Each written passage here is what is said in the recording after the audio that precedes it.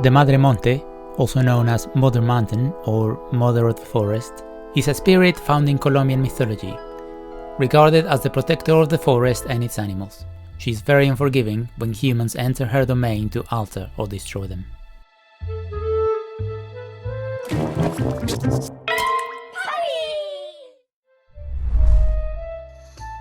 Hello and welcome.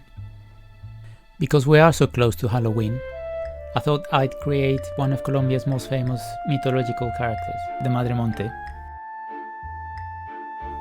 I'm using plasticine to try a few different ideas of what the character might look like. So here are my sketches, and I think of all of them, the yellow and the orange one are my favorite ones. So I'll aim to create something along those lines. My first attempt at creating the Madremonte didn't go quite as planned, but I thought I'd leave it in the video because I think it's useful sometimes to learn from other people's mistakes. I started by hollowing out an old wine cork, and the idea was to use it as a shell so I can mold the face of the Madremonte all around it. And the reason I wanted hollow at the base of the head is because I want to attach some roots that I dug out from the garden last summer.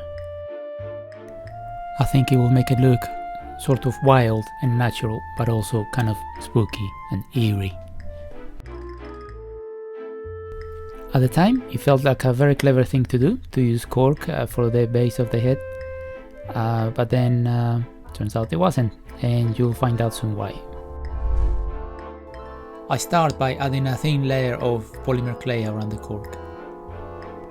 Now, I don't have a pasta machine to create the big sheets of polymer clay, so I just do it old school, using a test tube as a rolling pin. So now you know, and you know Christmas is just around the corner, so if you're desperate to give somebody a pasta machine, pick me. Now it's all covered up, I make some strips of clay. I've been picking up some great techniques and tips from a sculptor called Ace of Clay. I recommend you visit his channel, he's really talented. And this is one of the techniques. You make long strips of clay, which can help you create the texture that you're after. I place the strips vertically in random directions, trying to simulate the bark of a tree. And then use this tool to create extra grooves and help fix it to the base of the head.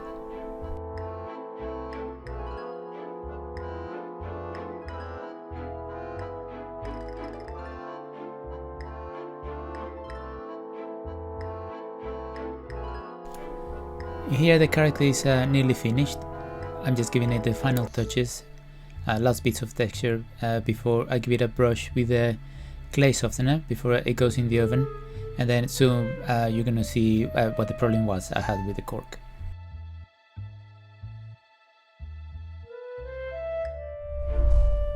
Now the head is baked, you can see the problem I had.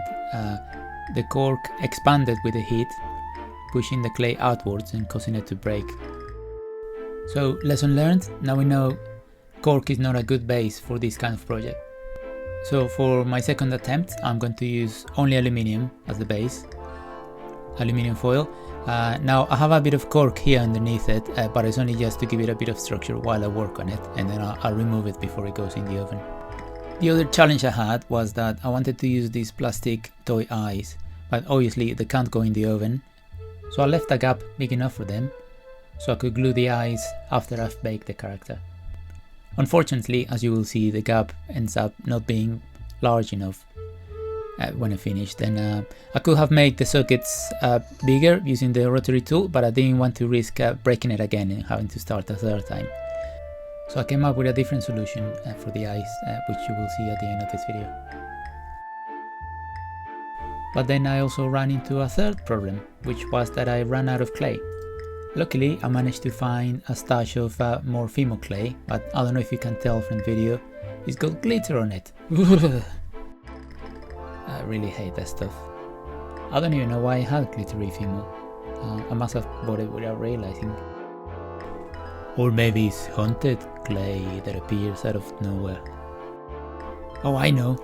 Maybe I have a mortal enemy, somebody who hates me and buys glittery stuff to hide amongst my things? Maybe not. Anyway, all the glitter ends up under a ton of paint, so the world is safe. I have saved us all. Now the head is finished. You see it fits nicely on top of the roots I want to use for the rest of the body. I'm just going to open the mouth a little bit more so it's easier to paint.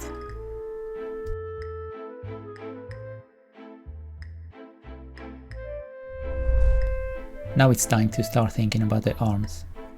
I'm going to use soft wire to give it structure. I use the same length of wire to create the fingers for them to make the hands. Then I roll long strings of clay to tangle and cover all the wire and make it an irregular surface so it looks like wood.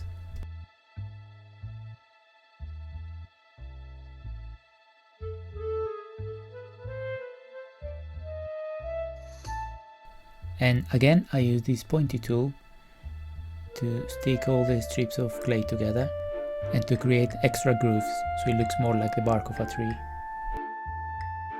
Now the arms are ready. I had a last minute idea and I decided to make a flower that he can be holding in his left hand. I think that could look really nice. Now everything is baked, it's time for paint.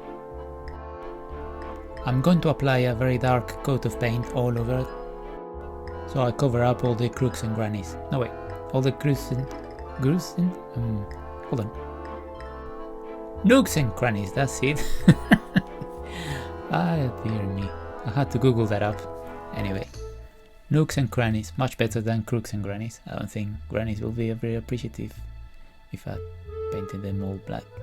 Let's speed this up, shall we? Guess what? I found another problem.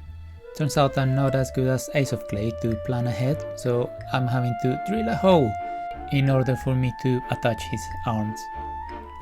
I should have really glued his arms before painting it black, but anyway, another lesson learned. The arms are fixed now and I can start painting all the details. Now I'm mixing the paint to create a shade of color that's as close as possible to the color of the roots, so when they're together it looks like they're all part of the same thing. I don't have to be very precious with this coat of paint. The idea is to cover the whole area but not too much so the texture stands out more. Now to give it more detail I'm going to use some shades of green and brown to apply all around to make it look like there's a bit of moss here and there all around his body, especially around the groove areas. Now this is still a bit too bright, so I'm going to use some dark green ink. The idea is to use a more watery mix of paint so it gets in the grooves and make the texture stand out more. And finally I'm going to use black paint to bring back the grooves that may have disappeared. I might even add more lines where there aren't any grooves, so it looks more aged and wrinkly.